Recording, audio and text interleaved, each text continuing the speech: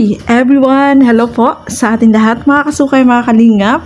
So for today's vlog, pakilig moments muna tayo dito sa Tambalang EDC, mga kasukay, mga kalingap. Sobrang nakakakilig po ito kahit nasa tabing kalsada sila, ay talaga naman todo yung practice nila, no? Nakakatuwa silang panoorin, guys, at sobrang nakakakilig po, no? So panoorin po ninyo ang video na ito. Sa bawat araw na dumaan, tanging tingin lang ng alam. Sa isang sulong ng silid-aralan, nagkukupit ang damdaming di masabi. Ang iyong ngiti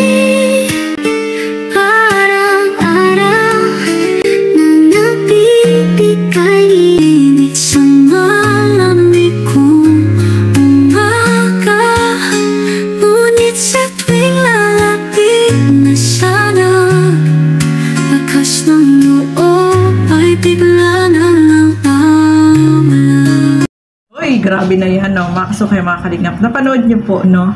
Na silang dalawa ay kahit nasa tabing kalsada. Ano pa yan? Nasa shooting pa sila niyan, no?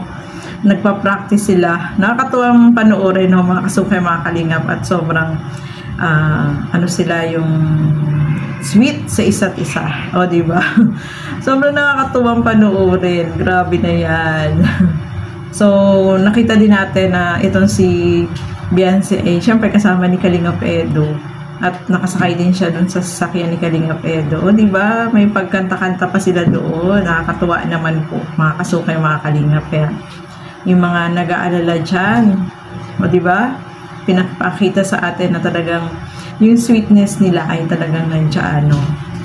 Kaya yung mga iba yung sinasabi dyan, naku, ayan, kitang-kita nyo naman po, no? Sobrang sweet po nila. Kahit sa mga practice, talaga naman, sobrang pinapakilig po tayo, mga kalingap. Kaya sobrang nakakatuwa, no, itong kanilang tambalan ay talagang hopefully maging sila pagdating ng araw, di ba? Yung ano nila, yung closeness nila sa kanilang dalawa ay talagang nakikita natin na super close na sila. Oh, di ba? Kaya naman sobrang masaya po tayo para sa kanila, no, sa kanilang tambalan. Oy, grabe na yan. And happy 1 year anniversary kay Beyonce, no? 1 year na siya sa Kalingap. At yung mga blessing ay talagang tuloy-tuloy, no? At saka, syempre, yung mansari po nila, no? Happy mansari na din, no? So, ayan, ako, grabe. Sobrang kaabang-abang ito, no? Itong ginawa nilang practice. Mamaya na po yan sa dibo ni Pau Pau. And happy birthday kay Pau Pau, kay Pauline Joy Matubang. Ayan, happy birthday. So, marami yung nag-aabang po niyan, mga kasukay, mga kalingat. Aabangan po natin yan mamaya. So, ayan, maraming salamat po sa inyong panonood at lagi po natin supportahan Balsam Matubang, Kalingap Rob at Edna Vlogs at ang inyong lingkod, Gandang Emmy.